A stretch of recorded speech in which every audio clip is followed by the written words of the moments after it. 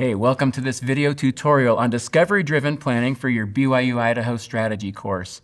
I'm Bill Crawford, and I'm excited to share this great concept with you. I want to start by telling you a story.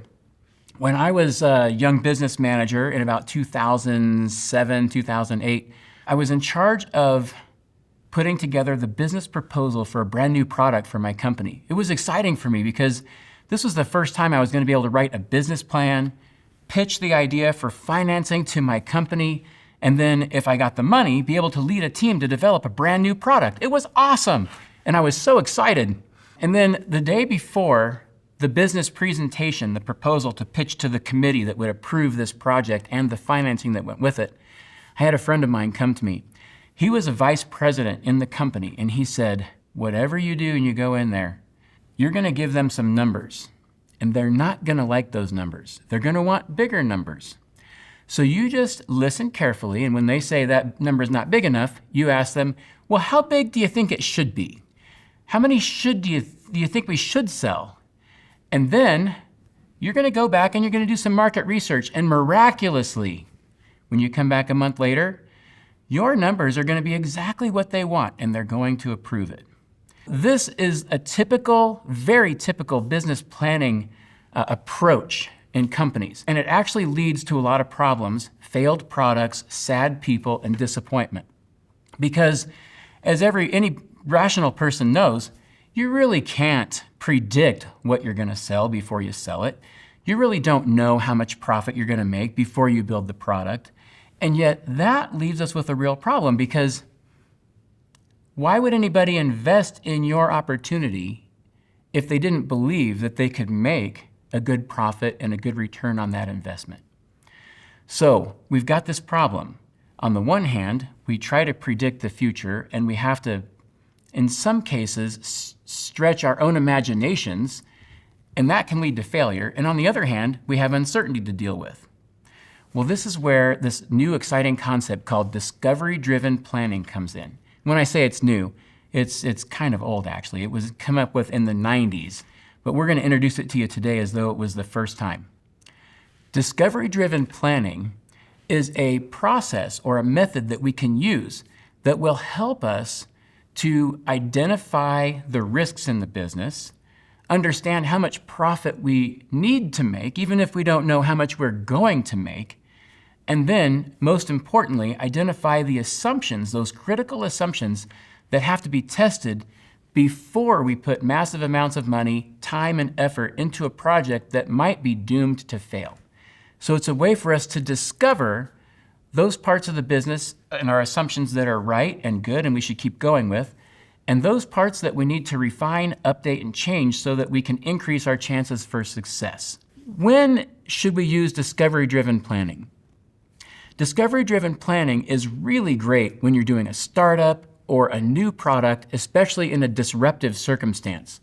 Think for a second about that scenario I gave you before. If you had lots and lots of resources, lots of market knowledge, and you had predictable customers and predictable suppliers, and the competition was fairly well known, and lots of data about your industry and market, you could probably get away with making some predictions based on that data that would be fairly good, and it might lead to success. But when you're in a true startup, or when you're doing a disruptive opportunity, then discovery-driven planning is especially useful. The first step in discovery-driven planning is to begin with the end in mind. And what that means is to build what we're going to call a reverse income statement. Rather than beginning our income statement with revenues and then cost of goods sold, gross margin, etc., we're going to start with how much profit do we need to earn in order to make it worth our time and effort for this new venture. Now, if you think about it for a second, that's important because we don't know how much profit we will earn. We'll only know how much we need to earn in order for it to be worth our time and effort. After we build the reverse income statement, we need to identify all of the assumptions, both explicit and implicit, that went into coming up with those numbers. So if we can identify the assumptions, then we can prioritize those assumptions, and after prioritizing, come up with a list of tests that will allow us to know, did we get these assumptions right or are they wrong, and we need to change something in our plan.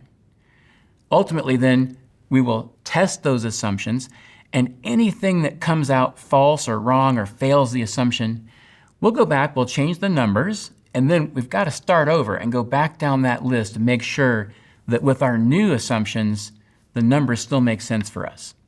That is basically how you do discovery-driven planning. What do you say we go into a real-world but kind of made-up example? Let's say that you have this idea for a hot new technology company to serve small businesses. In the current state of the world, in a lot of small businesses, they have to do their financial accounting software, their point-of-sale software, their HR software, and their operations management software are all separate, independent, little modular software solutions. None of them work well together, and none of them is particularly great at what they do. Let's say that you believe there's an opportunity to make an interdependent solution that puts all of those not good enough pieces together into something that works seamlessly and works extremely well for your customers so that they can solve all of those headaches and all the integration problems with their software in one simple, affordable solution. That sounds exciting to you, and you want to see, is this going to be a good idea for me to be able to raise some money and get investors to go for it? So with that in mind, let's see how discovery-driven planning could be used to make this opportunity a reality for you. Let's start with the reverse income statement. We need to begin with how much profit do we need to earn to make this worth our while. Now, that's a daunting task if you think about it, but let's make it as simple as we can. So in order to know how much profit we need to understand what will our investors demand in return for the money they're going to give us. This is called the hurdle rate, or return on investment. It's a pretty simple term, and I hope you've heard it in your finance class before. If you haven't, probably a good time to go brush back up on that stuff. But let's just say that you've assumed that you need $25 million to get your product developed, launched, and to the market where it's making money for you. All right, great. Well, in order to get that $25 million, your investors are going to demand something. And typically on a high-risk venture or a new venture like this, they might even expect something as high as 25% annually.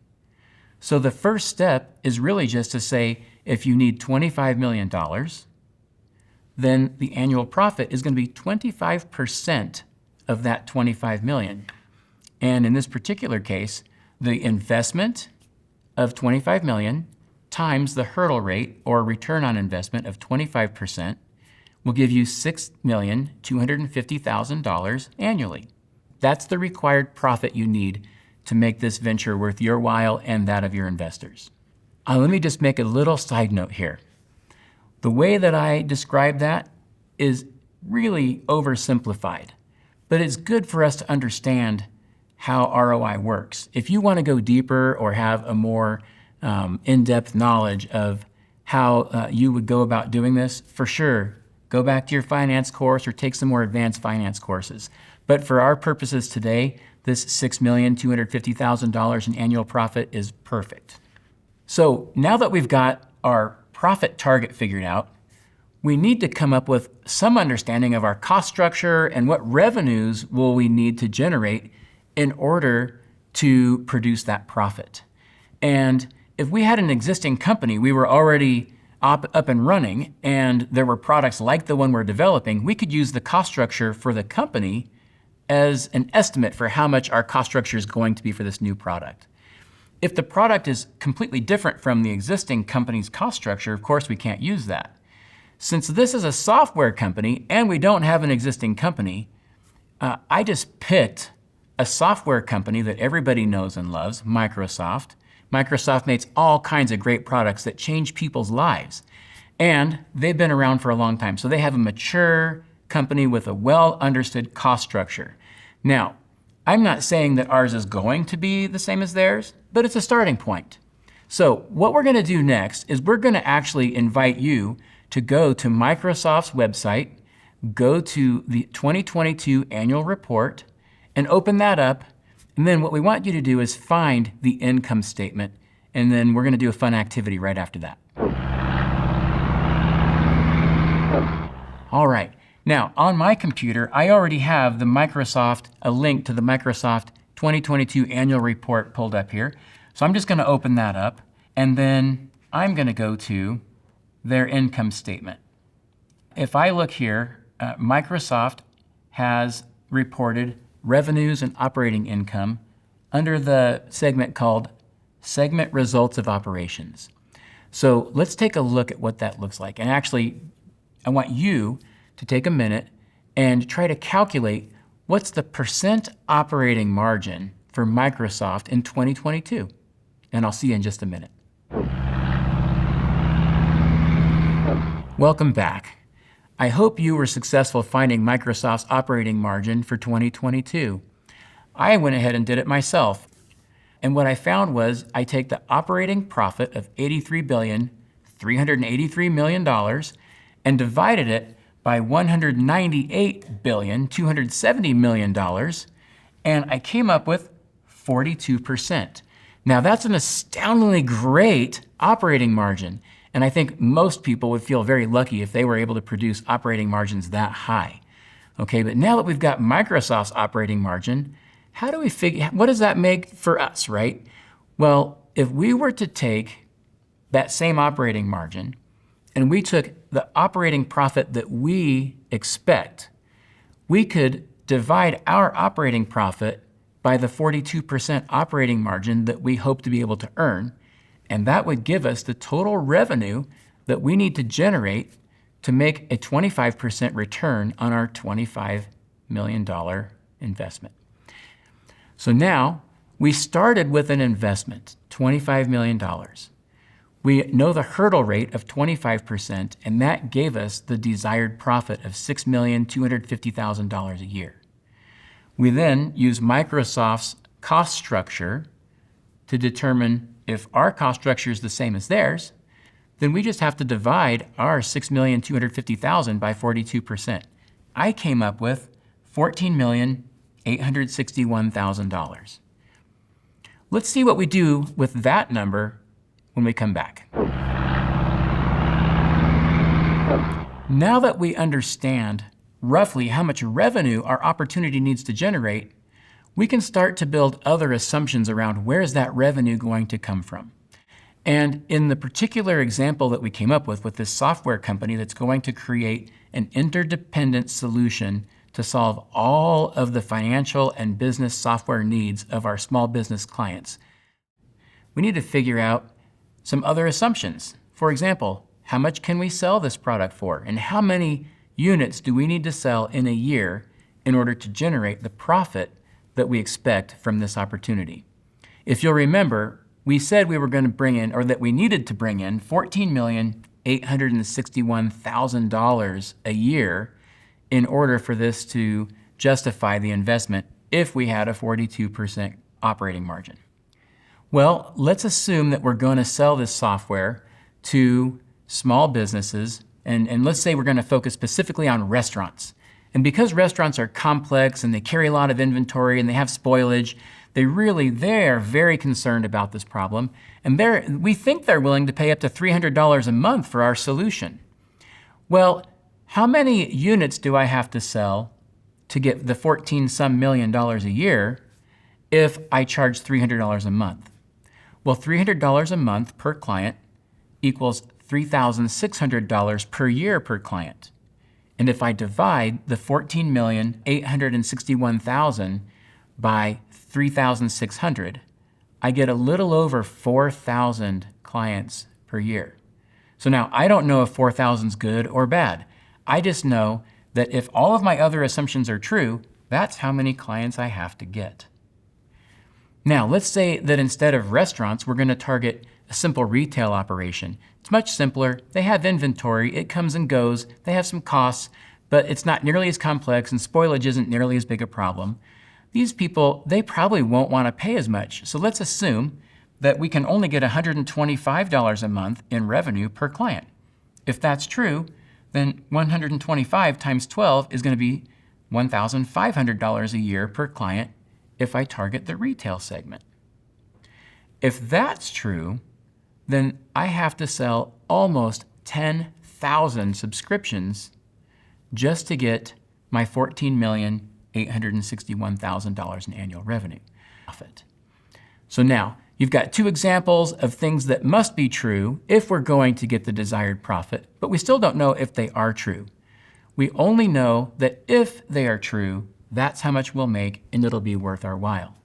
So the next step is to be very clear and identify as many assumptions as we can in our business plan so that we can go out and test them. Welcome back.